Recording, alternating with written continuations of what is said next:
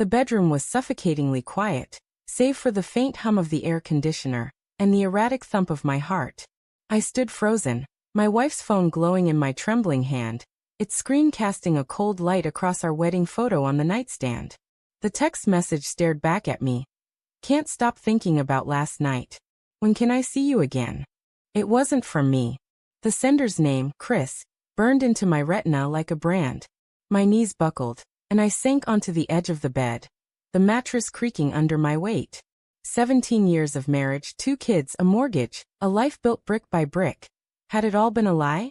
I'd never snooped before. Not once. But tonight, when Sarah left her phone on the counter and stepped into the shower, something gnawed at me. Maybe it was the way she'd been distant lately, her laughter a little too bright, her eyes avoiding mine at dinner. Or maybe it was the late-night work calls she took in the garage, her voice muffled through the door. I told myself it was nothing, stress, midlife, the grind of raising teenagers. But now, with that message searing my brain, doubt clawed at my chest like a trapped animal. I scrolled, my thumb shaking. More texts. You make me feel alive. Miss you already. Each word was a knife, slicing through the fragile trust I'd clung to. I wanted to scream, to hurl the phone against the wall, but I couldn't move. The shower stopped. The bathroom door creaked open, and Sarah emerged, towel-wrapped, her dark hair dripping onto the hardwood. She froze when she saw me, her phone still in my hand. Mark, what are you doing? Her voice was sharp, but there was something else, fear, maybe guilt, flickering in her hazel eyes. I held up the phone, my voice barely a whisper. Who's Chris? Her face drained of color, and for a moment, the world held its breath. She opened her mouth, closed it, then forced a laugh that sounded like breaking glass. Chris? From work. It's nothing, just team stuff. Why are you looking at my phone? She reached for it, but I pulled back, my pulse hammering. Team stuff, I said, my voice rising despite myself. This doesn't sound like team stuff, Sarah. Can't stop thinking about last night? What the hell does that mean? She crossed her arms, her towel slipping slightly, revealing the familiar curve of her shoulder. You're overreacting. It's just a misunderstanding. Give me the phone, Mark. But I couldn't. Not yet. The kids' faces flashed in my mind. Ellie's braces-filled grin, Jack's quiet smirk. Were they even mine? The thought hit me like a freight train, irrational but unstoppable. I'd always trusted Sarah implicitly, her warmth, her steadiness. But now, every memory felt tainted. The late nights she'd blamed on deadlines, the weekend trips for conferences, the way she'd started locking her phone. How had I missed it?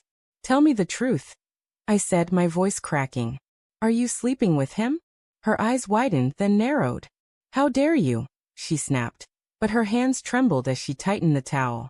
After everything we've been through, you think I'd do that? Then explain this. I shoved the phone toward her, the screen still glowing with betrayal. She didn't look at it. Instead, she turned away, her shoulders hunching as if shielding herself from the accusation.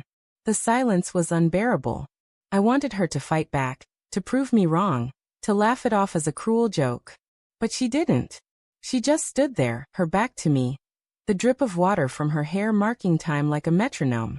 My mind raced, replaying every moment of doubt I'd buried. The way she'd smiled at her phone during dinner last week, the faint scent of unfamiliar cologne on her scarf, the way she'd stopped saying, I love you first. Sarah, I said, softer now, pleading. Just tell me. Whatever it is, I need to know. She turned slowly, her eyes glistening with unshed tears. It's not what you think, she whispered. Chris, he's just a friend. Someone I talk to. Work's been hell, and you've been so distant, Mark. I needed someone. Needed someone? My voice broke, anger and hurt colliding. What about me? What about us? We have kids, Sarah. A family. And you're texting some guy about last night.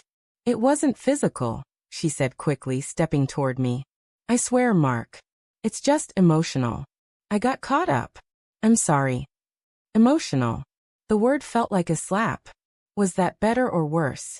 A secret part of her heart given to someone else, while I'd been here, changing diapers, paying bills, believing we were in this together. I wanted to believe her, to cling to the life we'd built, But the doubt was a poison seeping into every memory. Then why didn't you tell me? I asked, my throat tight.